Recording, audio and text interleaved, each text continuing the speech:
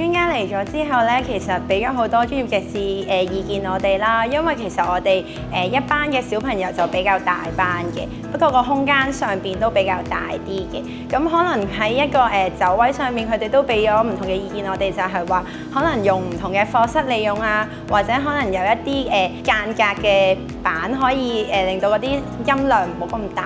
咁就可以等小朋友可以更加專注去到學習啦。同時咧，亦都可能因應翻唔同小朋友嘅需要咧，可能就有唔同嘅座位嘅安排嘅。咁佢哋可能咧就會有啲 cushion 做一個座位啦，有啲咧就可能有一啲豆袋去到做一個座位咁樣，而唔係一張即係死咕咕嘅凳咁樣咯。咁所以可能會符合翻佢哋唔同嘅需要啦，或者可以更加去到